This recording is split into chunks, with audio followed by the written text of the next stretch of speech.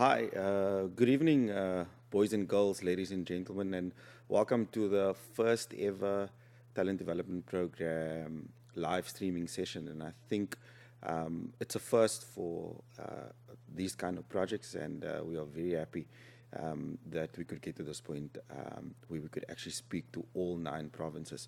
So, wherever you're sitting, whether you're in the Western Cape, or in the Northern Cape, or in Mpumalanga, Gauteng, KZN, Free State, and Kroonstad, all over.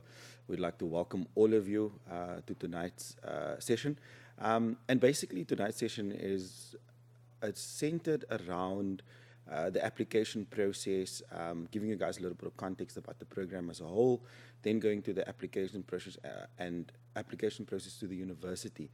And I think that's quite important because this is the first phase of the program, but obviously we have an end goal in mind.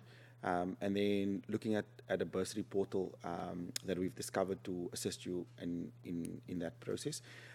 So before we get started, I think the best way to start this is with a motivational video.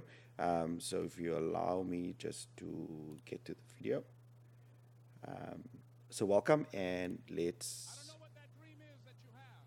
Okay. I don't care how disappointing it might have been. Okay. As you've been working toward that dream. Okay. That dream that you're holding in your mind, that it's possible. Okay.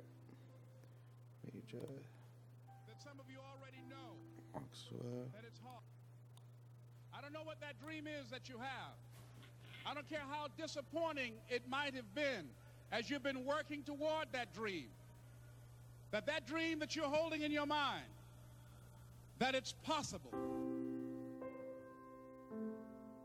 That some of you already know that it's hard.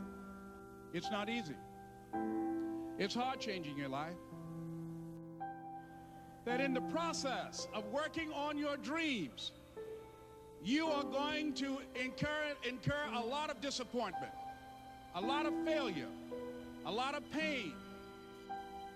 There are moments when you're going to doubt yourself and say, God, why is this happening to me? I'm just trying to take care of my children and my mother. I'm not trying to steal or rob from anybody. Why did this have to happen to me? For those of you that have experienced some hardships, don't give up on your dream. Their rough times are going to come, but they have not come to stay. They have come to pass. Greatness is not this wonderful, esoteric, elusive, godlike feature that only the special among us will ever taste. You know, it's something that truly exists in all of us. It's very important for you to believe that you are the one.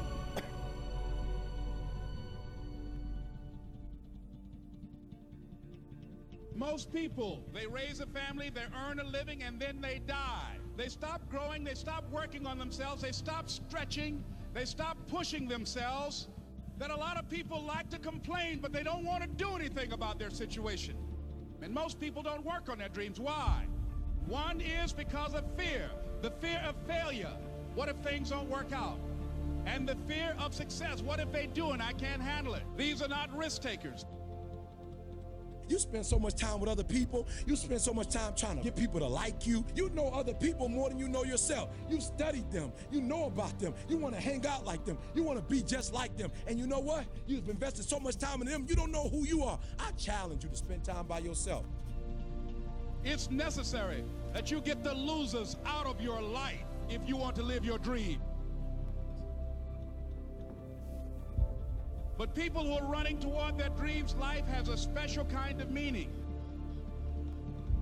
When you become the right person, what you do is you start separating yourself from other people. You begin to have a certain uniqueness. As long as you're following other people, as long as you're being a copycat, you will never ever be the best copycat in the world. But you will be the best you could be. I'm telling you to define your value.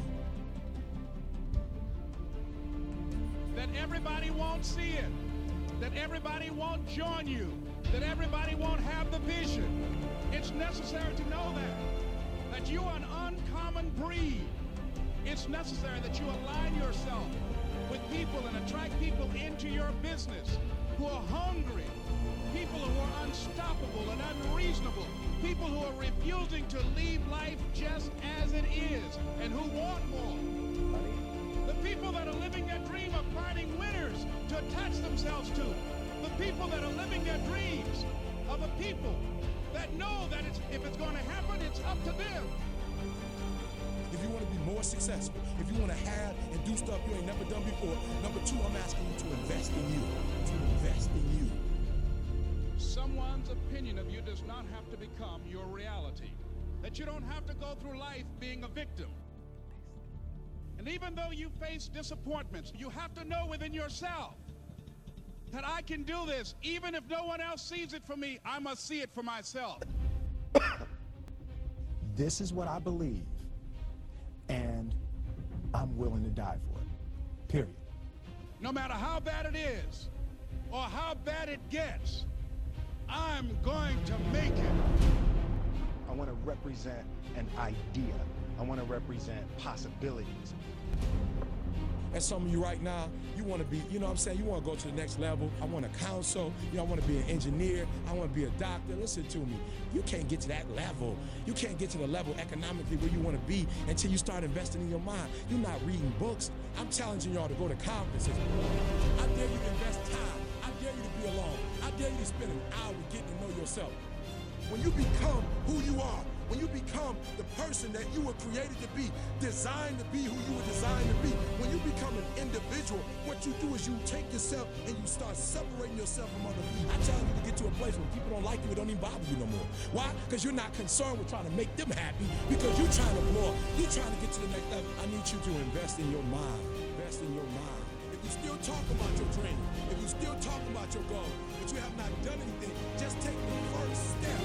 That you can make your parents proud, you can make your school proud, you can touch millions of people's lives, and the world will never be the same again because you came this way. Don't let nobody steal your dream. After we face a rejection and a no, or we have a meeting and no one shows up, or somebody say, you can count on me, and they don't come through. What if we have that kind of attitude? The car's repossessed. Nobody believes in you. You've lost again and again and again. The lights are cut off, but you're still looking at your dream, reviewing it every day, and say to yourself, it's not over until I win.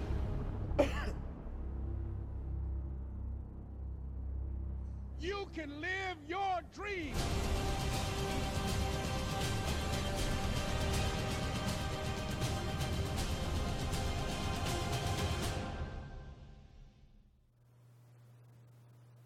Cool. Thank you. Okay, I think that was probably the best way to start this. And I think the one thing that I neglected is to say that, or actually introduce myself. So I'm Linton Jacobs, to the centers that I haven't been on or visited. And in studio with me, I've got Paul van Vollenhoven that's joining me. So he will be looking at all the WhatsApps. We've got a dedicated line for you guys to ask us any questions regarding what's going to unfold for the rest of the session. And that number was on the screen earlier, but I'm just going to give it to you again. There we go. It's 083 792 1239. So, like I said earlier, tonight we are specifically looking at. There we go. So tonight we are looking at what is it that we do, and what else is it that we're going to offer. So if you look on the screen, it says. And that is basically what we're gonna look at tonight. Is the purpose, give you guys some context and a little bit of background to the TDP, and contextualize this. Then the application process, and then ultimately getting to the bursary side of things.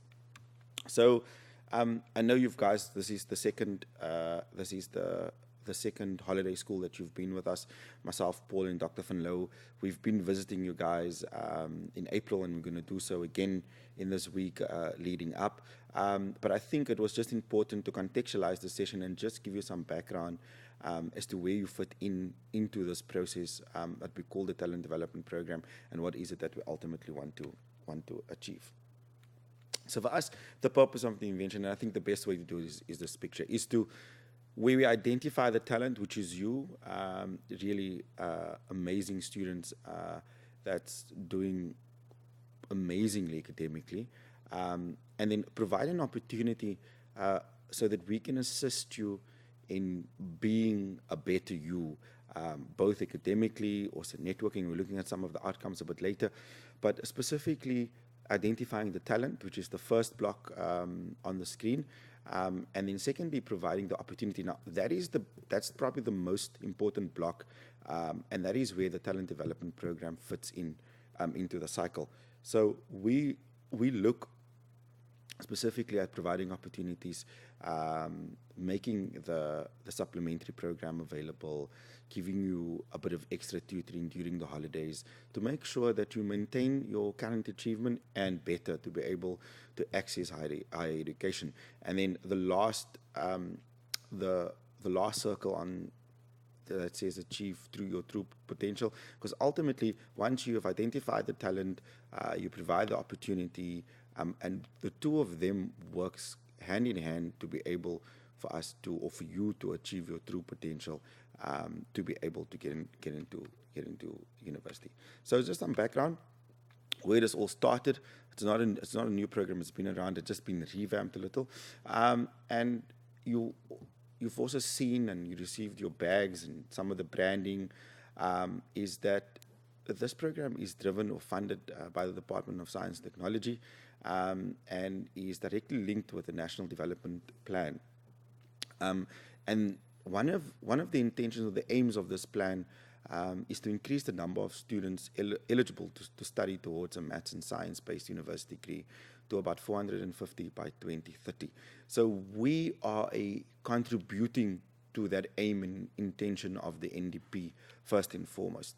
Secondly, it also places emphasis on the need to improve our innovation capacity as a country by increasing the number of PhD graduates. And ultimately, I'm pretty sure a lot of you that's currently sitting in the holiday schools in the next 6 to 8 years will find yourself with a PhD, because we know it's possible and definitely looking for that. So ultimately, it's to increase the maths and science-based university degree students that's eligible to study those degree programs, and then ultimately to get you to the space where we have more PhDs, and then adding to the innovation capacity of our country. And then to be able to do any of number one or two, we need to, there's a need for a broader pool of school leavers with the appropriate academic credentials. And I think that sometimes there's a misconfusion or a confusion or a misinterpretation of, when you leave school, what it is that you really want to do. And I think this program also intends to assist in that regard, to make sure that those talented learners do get an opportunity to go to university, to study science, engineering, and any other technology-based maths and science degree programs. Okay, you're probably wondering what is it that we're trying to achieve with this program, and it's very simply put in 4 points. We want to enhance the academic performance of the learner that's part of this program.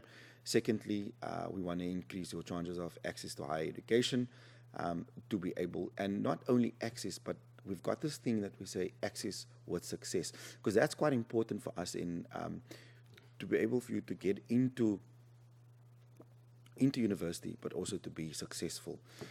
Number 3 is producing cohorts of school leavers equipped with skills and tools to be lifelong learners, and that links directly with the second point on the previous slide, where you said we want to broaden the pool of PhD candidates. So ultimately that you could stay, continue and educate yourself, and then encourage learners to pursue careers in the science, technology, engineering, maths, and innovation degree programs.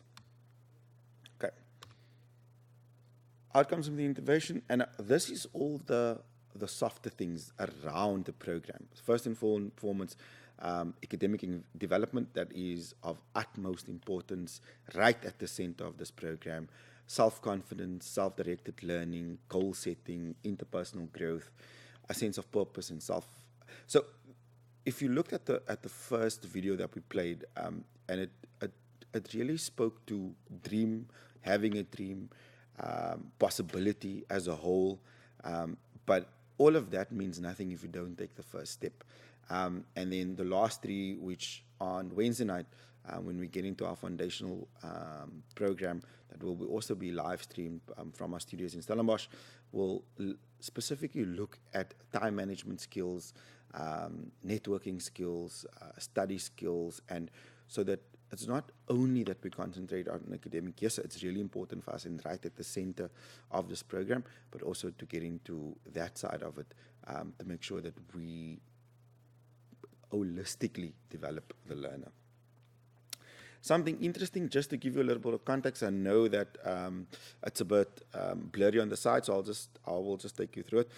That is the current state of education in South Africa. So if you ever had a question on how, what, when, how is this all relevant to me? And this is taken from a source, and it says that it's the current state of education in South Africa, and if you look at the 6%, which is the maroon part of it, that is school leavers after primary school. So that is the amount of learners or learner cohort that literally leaves the education system, which is 6%. Then 27% is those learners who complete primary school but not secondary. So they were the first batch, the 6%, the maroon one was those that leave during primary school, their primary schooling. The second block, the pink one, which is the 27%, refers to those that complete primary school, get into high school, but not completing it. Then the biggest part of it, which is the 54%, are those students that complete high school or secondary schooling, but never get into any higher education.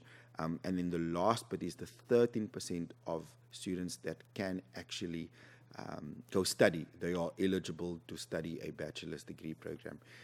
And that is just to give you a context of the holistic view of the state of education in South Africa. I know that graph is a little bit outdated, and we're just waiting for the new stats, but just to give you some context on where we are going with this. Then something that we call full circle, for you just to understand how this process works. We call it a throughput process.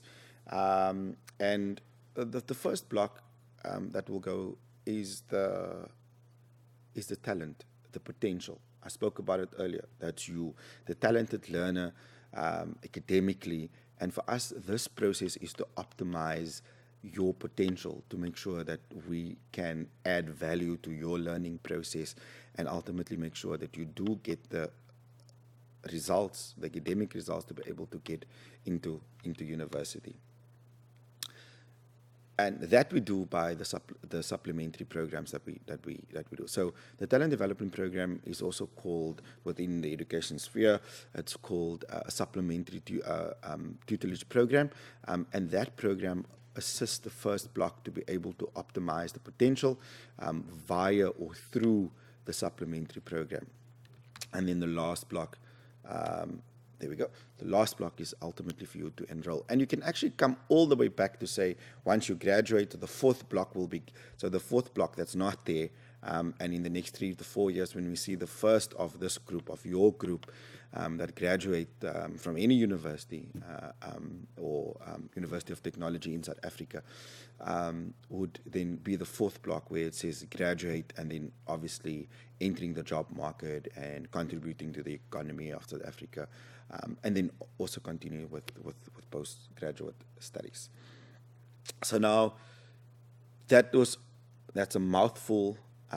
That was just to give you some context on the program as a whole, where you fit in, or what the program is all about, what are our aims, what are our objectives, what is it that we want to achieve with this program.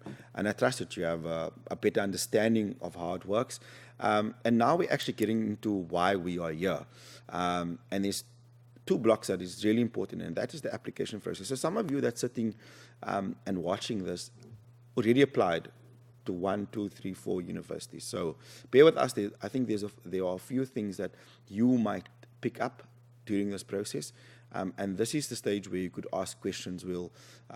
I'll go through to a certain step, and we'll stop and we'll take some questions, and we'll also take some questions afterwards. So you can just WhatsApp that number that we gave you earlier if you have any questions throughout the application process. So before we get to the application process, I just need to get.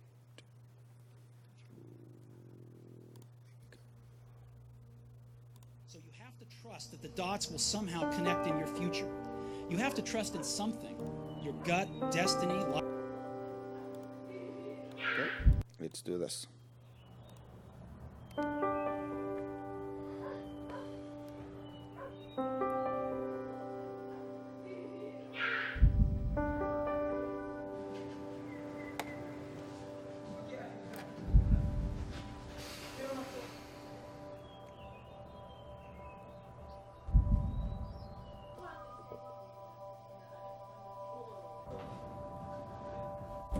All three were accepted at Stellenbosch University.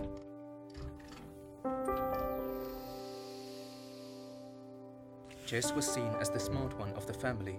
Despite her shy nature, she was hell-bent on proving herself, so she decided to study B Accounting LLB. David always needed people around him. His parents expected him to attend university. He was only interested in science and chose to study BSc. Yet he decided studying shouldn't exclude entertainment. Boarding school in the city broadened Sam's cultural horizons. Books and music took up most of his time.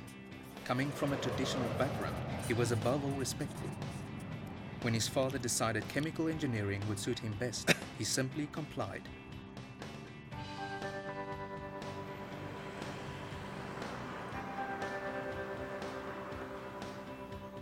They arrived ready for their new lives as Marty students, but not without some adjustments. Jess and Sam struggled to fit in at Res.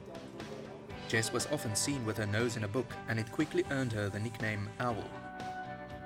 Although Sam struggled to understand the Res's culture and traditions, he was keen to fit in, whereas David had to adjust living with an engineering student who was obsessed with routine and gaming.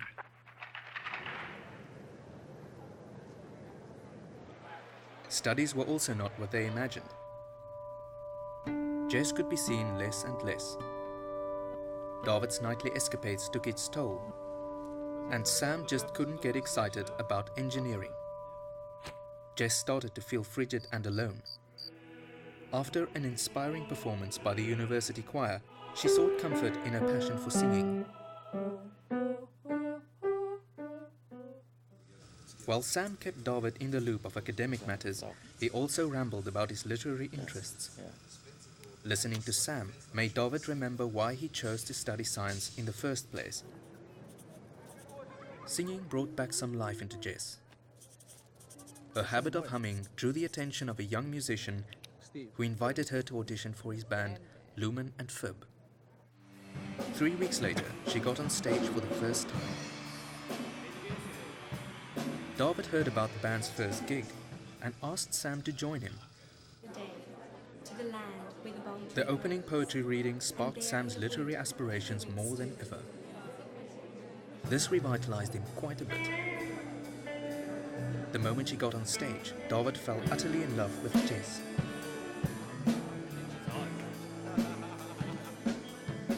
Jess started loosening up, and her student life took an unexpected turn. She moved out of the shadows, but had the feeling of being spied on. David couldn't find the courage to talk to her and merely watched her from afar, and sometimes not so far. Sam told David that his stalking seemed creepy and offered to write Jess a poem on his behalf. Sam conned his way into one of Jess's law classes. He slipped her the poem and a request for a date. Becoming at ease with attention, Jess thought, why not? But instead of Sam, she found a nervous yet smooth-looking David waiting for her. No one really knows how it happened, but they started dating soon afterwards. Motivated by the success of his poem, Sam followed his dream of becoming an author and switched to BA. His father expressed his disappointment, but Sam could finally breathe freely. Oh, fantastic.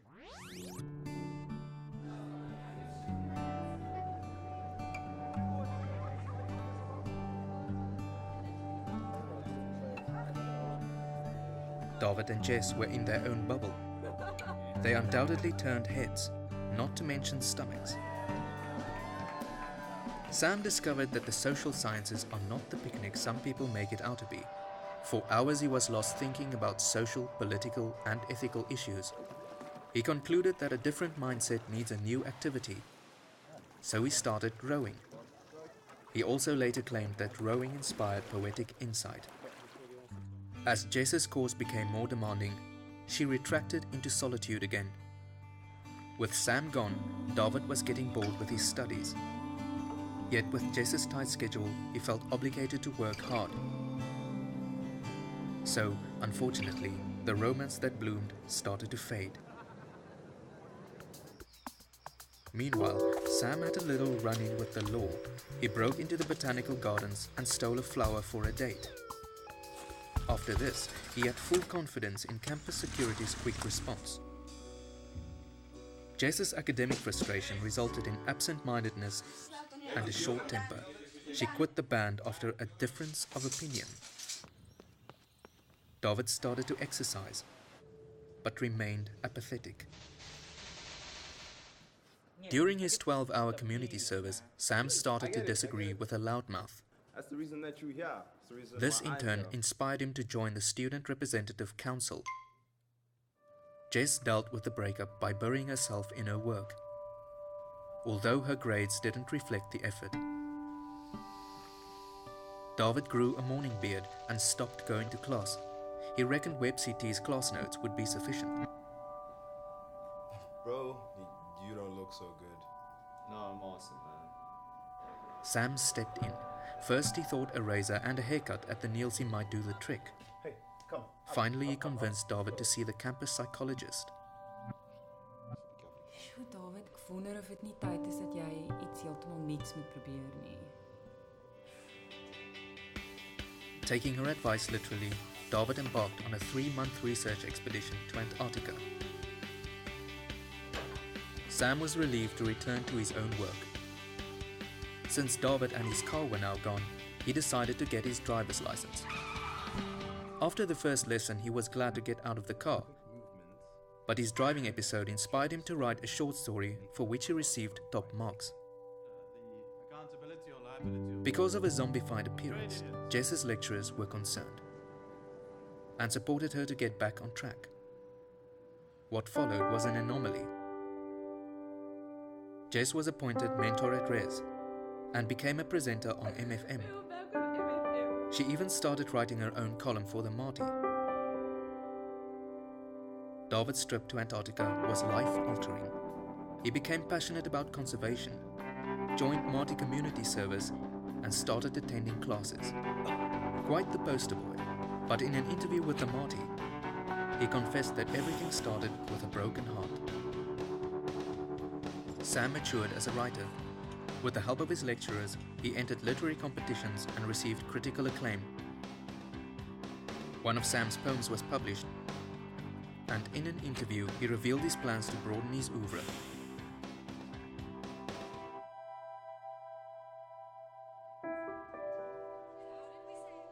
The evening's performance was a classic movie ending. David and Jess shared a sweet moment. He told her that she looked endearing. Sam met a journalism student who would later publish his first book.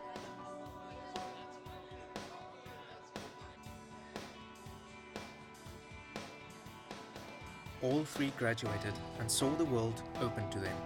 Sam would have followed his dream to become an author. Jess would have been headhunted by a corporate firm to run their legal department. Or she would have started her own firm that deals with human rights legislation. David would have stayed on at Stellenbosch University doing research on various ecological issues. No, he would have moved to the Kruger National Park leading a campaign against rhino poaching. Sam's first book would have attracted the attention of a world-class agent. It would have been released in 25 countries.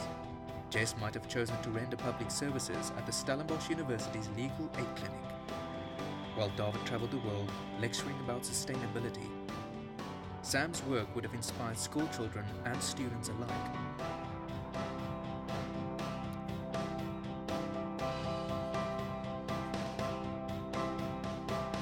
We can only hope. There is always hope, but hope is not wishing.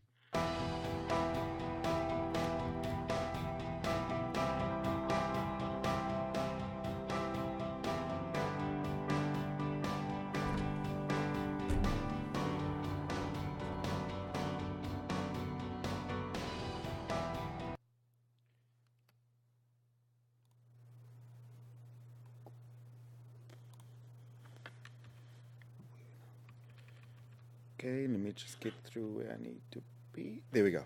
Okay, so I think although that video was very specific to Stellenbosch University, and we are really not being biased at all, but it just gives you a glimpse into what a first year, what you can expect at university as a first year student. That video is about 2-3 years old really, but it really just gives you some context before we get into the application process on what it is like to be a first year, what you can expect, or the first year experience as they call it.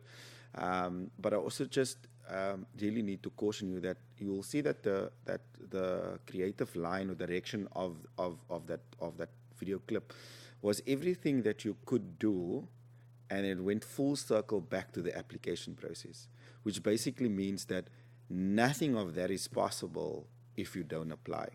And hence me playing it at this specific stage of tonight's session is really to highlight the fact how important the application process is. And it's not only applying, but the follow up and, you know, what else needs to get in. So what I've done is, so I've been very lucky to be part of programs like this for the last few years. And now what I've done over the last 2 to 3 years was to create 8 easy steps, which we will share. We'll also, myself and Paul will also send it tonight to all the center coordinators. So you can get it from your center coordinator if you want an actual hard copy thereof. So just to take you to 8 easy steps that you can follow. And for those that have applied already, I think steps number 5, 6, and 7, and 8 could be really important for you. And once we get there, we'll definitely get it. We had a question from Mpumalanga asking, you know, if it's possible that we could courier application forms sometime during this week. We're actually one step ahead, and we actually compiled a list of links so that you can apply online. I think nowadays it's the best way to do it. You can track your status online. All the communication happens via email. So we'll share that list for you to be able. And we've also added internet availability at the centers. So during the study sessions at night, we have communicated to the center coordinators to make it available so that you guys can apply for not only the application to the university, but also the bursaries, and I'll get back to you. So unfortunately, we don't have the actual hard copies of the application forms of all the universities in South Africa. What we do have, we compiled a list that will take you directly to the online application portals for you guys. Okay, so the application process, like I said, 8 easy steps to complete your application or the process of. Step 1, choose your study programs. I think that is probably the most difficult part of all of this, is to choose your study program. And you need to make sure that you meet the minimum admission requirements of that specific university. And they will have it all online. And then secondary to that, some of the faculties might have specific selection guidelines, so that you need to make sure that you're in line with that. So step 1 is the most important out of these 8 steps, is to choose your study program. Most of the universities gives you 3 options, and that is specifically because numbers are limited for all of the degree programs. So universities do selection. So if you don't get into your first choice, that that you have a second choice to fall back on, and even a third choice, if that might be. But I trust that the learners that we have, first, second choices, that's all they're going to look at. Step 2, take notice of the closing dates. Those are the most important steps of this. If you apply after the deadline for a specific degree program or a university for that matter, there's nothing they're going to do about your application. It's like you've never applied before. So please make sure and take note of the closing dates of both the university and the program. So a university might have a closing date of 30 June, but a specific program like, for instance, medicine, MBCH, that closes 2 months prior to the closing date of it. So if you want to study medicine at a specific university, for the purposes of an example, that might not close on the 30th of June. That might close in May, the end of May, for various reasons, and so for other degree programs. So just please don't only take notice of when the closing date is of the application process of a university, but also a specific degree program where you want to apply. Step 3, ensure you know how an application is considered at university. This is probably one of the most frequently asked questions when I do go around and visit the centers. Submitting a completed application form and meeting the minimum admission requirements does not necessarily mean that you will be accepted as a student for the programs that you applied for. All programs only allow a limited number of students. Like I said earlier, very important. So the fact that you submitted a application form, and the fact that if they stated you needed a minimum of a 60% for math and a 50% for physical sciences to get entry into a BSc, for instance, as per example, and you complete the form and you have those results. And also keep in mind that universities consider their provisional acceptance based on your grade 11 results, and that's why they will always ask your grade 11 results. Some of the universities also consider both the grade 11 and the June grade 12 results. So it's based on that, and that's why it's called provisional acceptance. Ultimately, you still need to submit or supply them with your final matric results, your NSC results, and that will give you the actual access into the university. And back to the slide.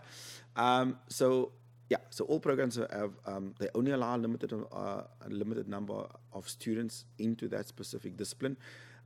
So please make sure that your first and your second choices are in line. And then certain programs such as a BSc or a B engineering degree, a bachelor's in engineering, consist of various fields of study.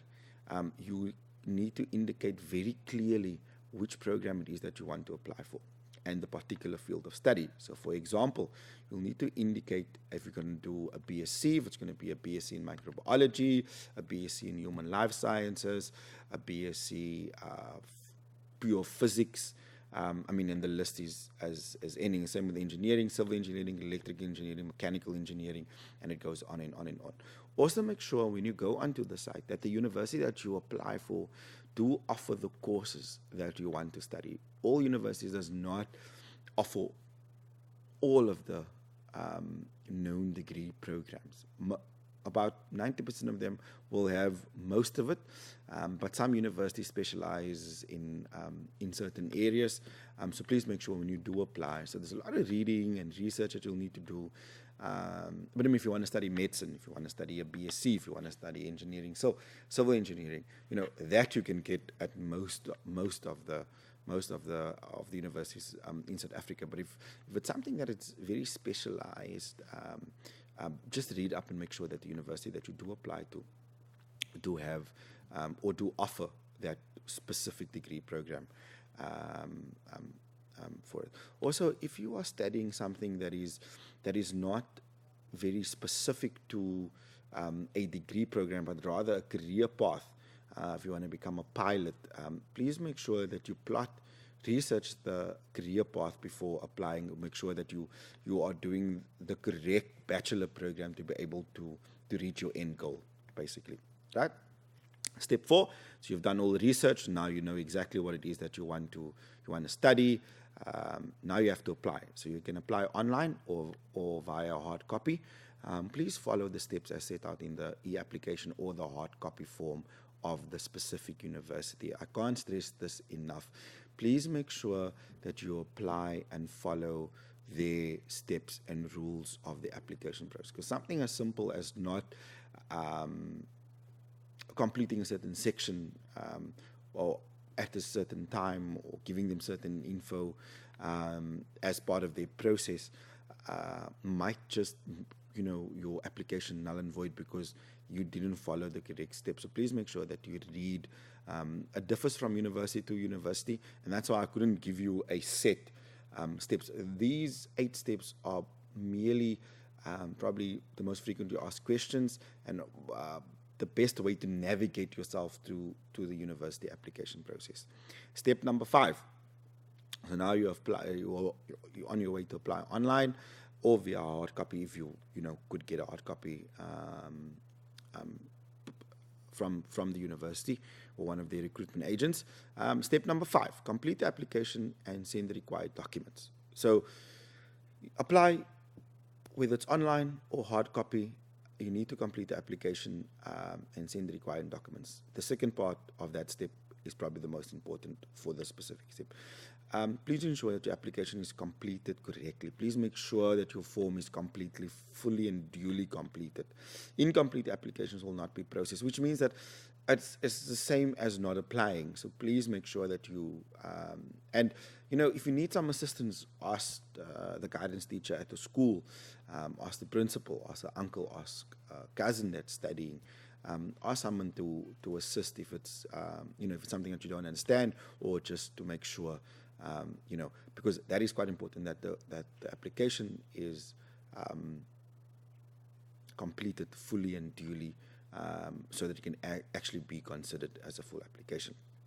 Like I said, incomplete applications will not be processed, and this may cause you to miss the deadline and thus not be considered for your program. So miss the deadline because you thought or you assume that everything was in order, and it was never.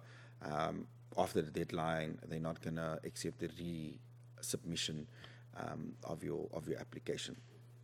Back to the slide.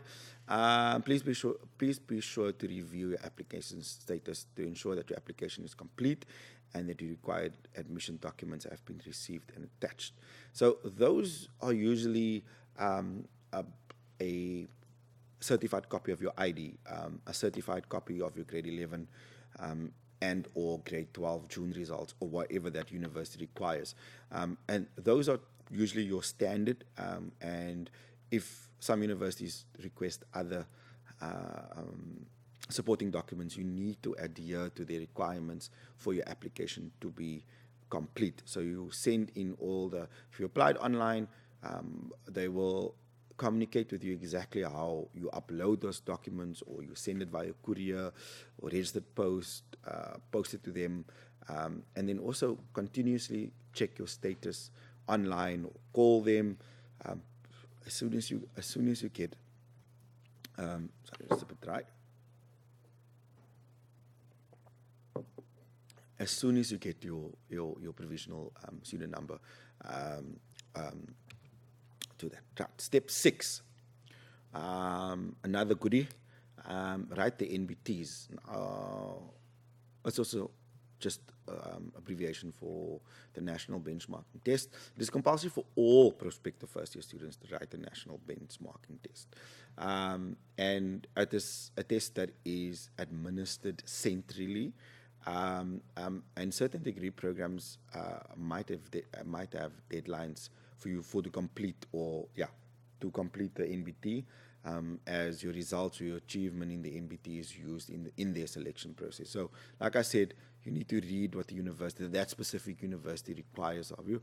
What I've done is I've also put on the only way that you can log on or book a session for your NBTs is via that website, www.nbt.ac.za.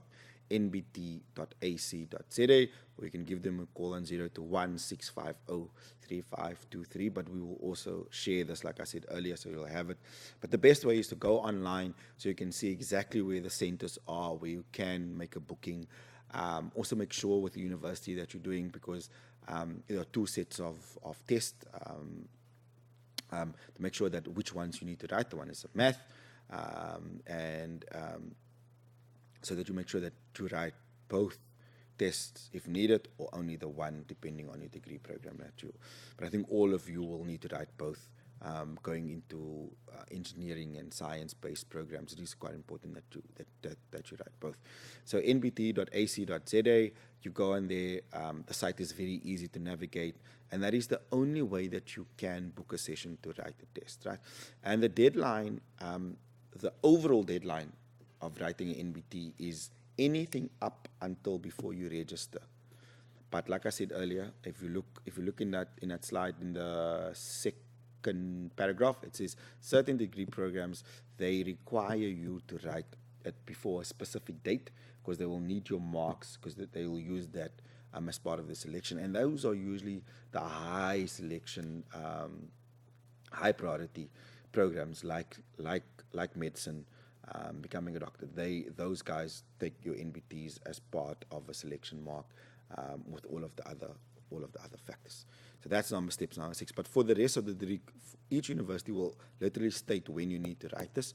So, as late as possible. I usually advise the students to write towards, as soon as they're done with their mock exams in September, because, then you are ready, you have all the knowledge to get to it. So as late as possible. So around about September is always good, because you've just prepared for your mock exams, so you covered your full curriculum, so you are ready to eat it.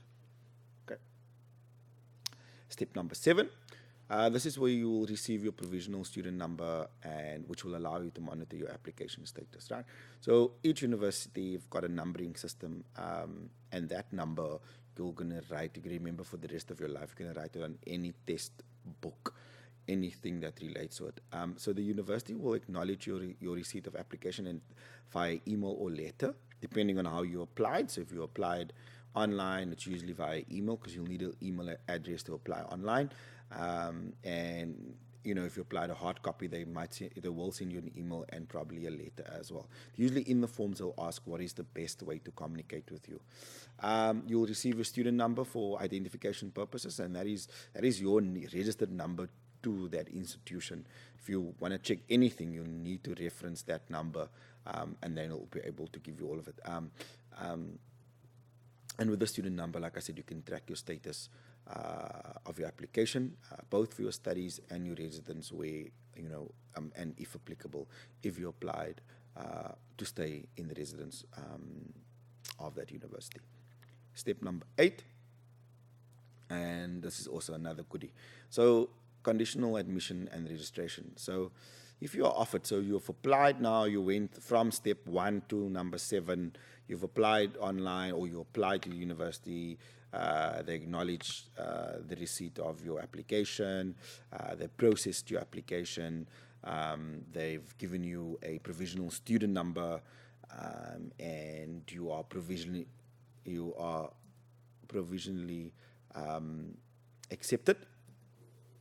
Then you will, once you have received your conditional admission for your program of choice, you will still need to meet the admission requirements before you can register as a student. So like I said, that is the difference between conditional admission and actually registration. So up until the point where your NSC results meets the minimum requirements for the program that you've been selected, or they offered you, it still remains a conditional admission and registration. So that is the 8 easy steps to complete your application process, or to give you the application process. So now I'm quickly going to take a quick 1-minute break, and then when we get back, I'm going to put up the list of all the universities, share with you a portal where you can go in and to straight to each of the university's application portals where you can apply online. We've got a few questions also that we're gonna have a look at. So for the next 2 minutes, we're gonna take a quick 2-minute break. Don't go anywhere. I sound like a TV host. Don't go anywhere. So don't go anywhere. 2-minute break. We're just gonna look at some of the questions, and then also I'll be putting up that bursary list.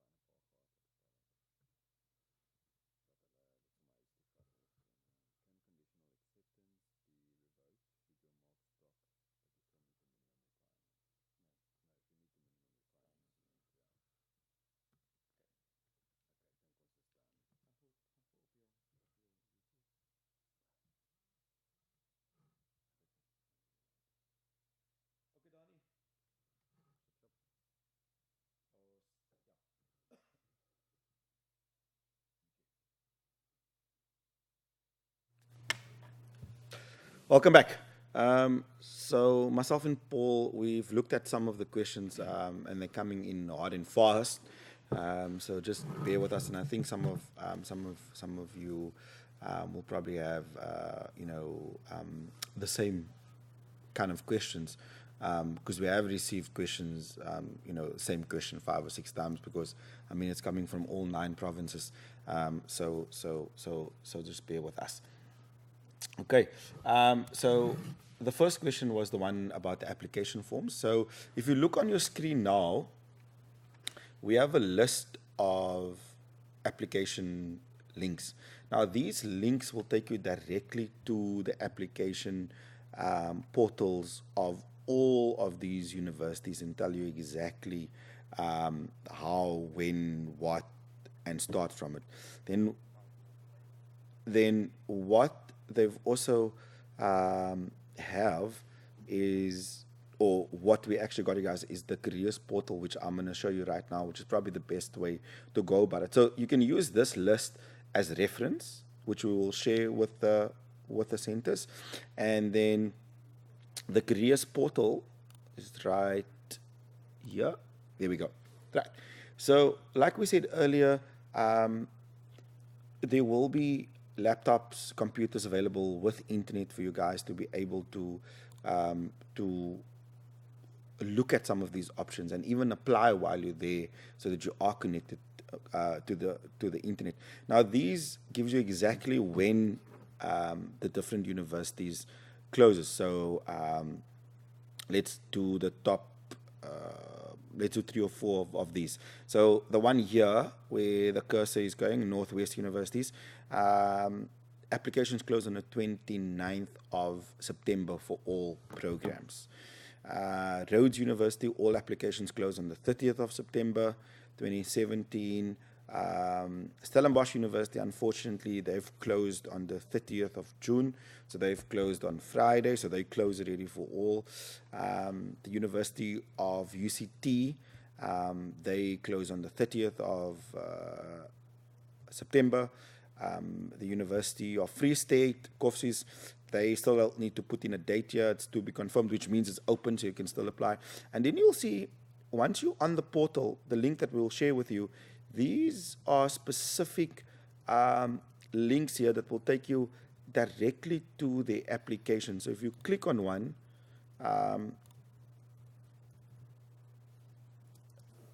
it takes you to the application portal. Click on prospective students. Welcome to UCT. And give you a little bit of background, and ultimately you can then obviously start student life, support, campus safety, all of those kind of things. Will be able to and then you click. And this is actually quite a good site. This is what I spoke about earlier. It gives you key dates, when does everything close. I'm not going to go into it. Admission requirements, which is really important. When do they need what and all of that, and then apply. And that is where you would go, because you're undergraduate. You click on undergraduate. Here they'll give you when to apply, application fees, all of those kind of things to monitor your application. Is the same thing as your status, and we'll get to the questions now. So once you receive this link, right, which is basically just on this page right at the bottom, you can click on all of these, and it'll give you all of the dates of all of the universities in South Africa. Where you see they state, like the University of the Western Cape, UWC, it says applications close and it says TBC. All it means is that it's still open. They'll decide. It won't close before the 30th of, and I think the most, yes, 29, 30 September, those are probably, most of the universities will close around the 30th of September. Okay, so we're going to hit into some of the questions quickly. So let's go to the top. Okay. Great. So we'll start off with, thanks for the great questions. They're still streaming in very, very fast. And a lot of them are quite in-depth. So we're going to try and answer as many as we can. The ones that we don't answer, we're going to try and get back to you. I've done a list of these questions, and we'll circulate this through the centers. I think the first one that just came through now that I want to talk about is, one of the learners have asked if we can share the portal with them tonight online. I think some people are eager to go and lie in bed and read up about that. So we will do our best to share with the contact details that we have online on our database. Yes, so one of the questions that came through was around language at University of Stellenbosch, and I think this question will also work with many other universities. You do not need to be able to speak just Afrikaans to study here. The main language of teaching is English, and so at many other universities as well. But I think it's important to spend time on the websites of the universities that you are planning to apply for, so that you can understand what the culture is, what the language requirements are, etc., etc.